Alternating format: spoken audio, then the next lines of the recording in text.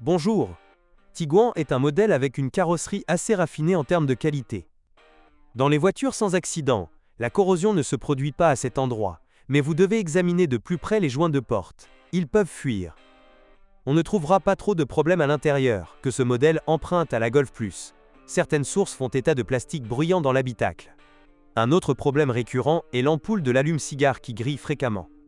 Certains utilisateurs ont signalé des problèmes de durabilité de l'éclairage arrière, principalement des éléments lumineux montés sur le couvercle du coffre. Les propriétaires de Tiguan ont des problèmes avec le système de ventilation et de chauffage qui ne fonctionne pas correctement. Vous pouvez entendre le système fonctionner, mais vous ne pouvez sentir le flux d'air nulle part. Dans de tels cas, il se peut que le coupable soit un chauffage d'habitacle obstrué. De plus, certains utilisateurs se plaignent d'une mauvaise isolation de l'installation électrique, notamment des fils allant vers les capteurs. Il arrive également que les cubes électriques se ternissent, provoquant des problèmes de circulation de l'électricité. Le moteur du frein de stationnement électrique peut tomber en panne. Les problèmes de rouille sur la carrosserie d'un SUV compact sont rares, mais il vaut la peine de vérifier la présence de rouille sur le châssis de la voiture, notamment au niveau des joints. Cela s'applique principalement aux voitures dès le début de la production. Les défauts n'apparaissent pas très souvent, mais il existe une exception tristement célèbre dans cette catégorie qui empêche les propriétaires de Tiguan de dormir la nuit, la direction assistée électrique. Dans certains cas, la cause est un gel important ou simplement un mauvais état de la batterie. Si la chute de tension est trop importante, la direction assistée peut ne pas fonctionner. Les propriétaires de Tiguan signalent relativement souvent des bruits de cognement suspects provenant du châssis, qui ressemblent à des connexions à vis desserrées ou à un cognement du faisceau de câble.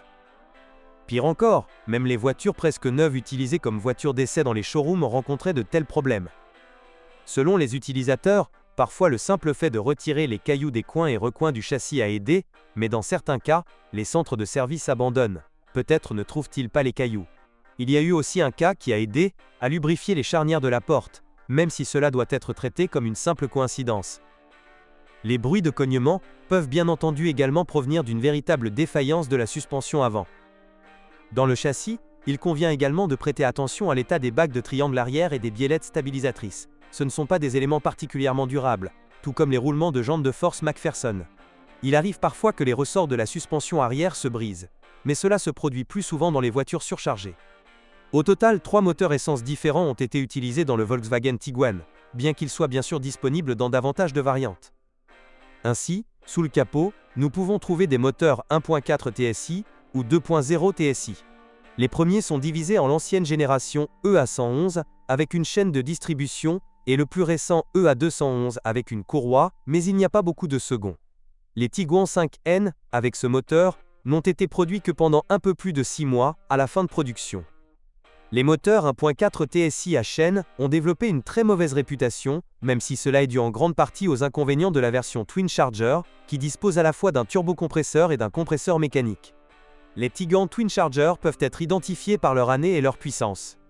Ils n'étaient disponibles qu'en version 150 BWK ou Cava et 160 chevaux, CAVD, CTHD, les plus faibles étant produites jusqu'au début de 2011, et la production des plus puissantes commençant quelques mois plus tard. Les versions de 150 chevaux sont à déconseiller fortement, elles peuvent consommer de l'huile, et l'embrayage du compresseur tombe souvent en panne. Dans le cas du modèle de 160 chevaux, la question est plus compliquée. Les moteurs CAVD sont toujours une mine terrestre. Comme chez BWK ou Cava, il peut même y avoir un risque de rupture d'un des pistons fortement sollicités thermiquement. Il convient d'ajouter que ces moteurs doivent être alimentés avec du carburant à indice d'octane de 98. L'utilisation de carburant à indice d'octane de 95 augmente le risque de combustion détonante, et dans les Twin Chargers, ce phénomène est extrêmement indésirable. Le CTHD est une version considérablement améliorée. Il est doté de nouveaux pistons et segments de pistons, de différents injecteurs et bougies d'allumage, d'un tendeur de chaîne de distribution amélioré et d'un système de pulvérisation d'huile sur les couronnes de pistons. Le problème est que les Tiguan équipés de moteurs CAVD et CTHD ont été produits en même temps. L'autocollant sur le plancher du coffre dissipera tout doute quant au moteur auquel nous avons affaire. Il existe encore des moteurs CTHA de 160 chevaux, mais en Pologne, ce sont probablement des corbeaux blancs. Il est plus facile de trouver de telles voitures en Russie.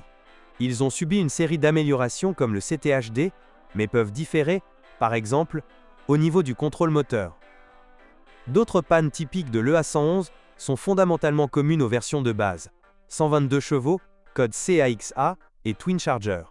Il s'agit par exemple de panne de l'embrayage électromagnétique de la pompe à eau ou de dépôt de carbone sur les soupapes d'admission. L'effet de l'utilisation d'un système d'injection directe de carburant qui tombe aussi occasionnellement en panne. Le problème le plus courant est la durabilité insuffisante de l'entraînement par chaîne de distribution. Dans la plupart des moteurs EA111, les tendeurs de chaîne tombent en panne, ce qui entraîne un étirement de ces derniers. Cependant, relativement nombreuses personnes sont satisfaites du moteur TSI de 122 chevaux, si la chaîne de distribution n'est pas considérée comme éternelle, mais plutôt comme un élément consommable, c'est une proposition assez intéressante. En plus des systèmes GPL avec injection d'essence, ces moteurs peuvent également être équipés de systèmes d'injection de gaz en phase liquide spécialement conçus, aussi bien pour les voitures équipées uniquement d'un turbocompresseur que pour celles équipées d'un turbo et d'un compresseur mécanique. Les moteurs de la série 1.4 TSI EA211 sont nettement moins problématiques et aucune panne n'a été signalée jusqu'à présent. Cependant, les partisans du GPL devront se contenter de systèmes à injection d'essence. Les Tigans étaient également disponibles avec des moteurs turbocompressés 2.0 de la série EA888 d'une puissance allant de 170 à 211 chevaux. Ici aussi, nous pouvons rencontrer quelques problèmes avec la distribution et l'accumulation de dépôts de carbone, parfois avec la consommation d'huile. Mais dans l'ensemble, l'opinion sur le 2.0 TSI n'est pas la pire. Certains pensent que la variante de 200 chevaux, produite jusqu'en janvier 2011, est la moins problématique. Mais étant donné que 200 chevaux auraient pu avoir jusqu'à 3 versions différentes du moteur 2.0 TSI, CAWB, CCTA, CCZA, cette information devrait être traitée avec une certaine prudence. Le Tiguan de première génération utilisait uniquement des moteurs diesel de 2 litres, mais dans ce cas, nous avons affaire à deux séries, l'ancien EA189 et le plus récent EA288. Les moteurs les plus récents sont plus faciles à reconnaître par leur puissance. Ils ont 150 ou 184 chevaux. Ils disposent également de systèmes SCR qui réduisent la quantité d'oxyde d'azote dans les gaz d'échappement, grâce auxquels ils répondent à la norme d'émission Euro 6. Les moteurs plus anciens peuvent avoir 110, 140, 150 ou 177 chevaux. Comparés aux moteurs essence peu fiables, les moteurs diesel du Tiguan sont un véritable chef-d'œuvre. Ils n'ont pas les problèmes des moteurs 2.0 TDI alimentés par des injecteurs pompes, par exemple en termes de durabilité des culasses, et en même temps ils sont bien connus des centres de service, ce qui réduit légèrement les coûts d'exploitation, du moins en ce qui concerne l'ancien EA189. Bien sûr, certaines pannes reviennent ici, bien qu'elles soient plutôt typiques des moteurs diesel modernes. Le filtre à particules secs des anciens modèles peut se boucher lors de la conduite en ville, et le système de suralimentation a une durabilité insatisfaisante. Parfois, la vanne EGR tombe en panne. Malgré la conception améliorée de la pompe à huile, certaines personnes recommandent que lors du remplacement de l'entraînement de distribution, il soit démonté et vérifié pour s'assurer que tout fonctionne correctement. Le Tiguan 5N était proposé avec 4 types de boîtes de vitesse.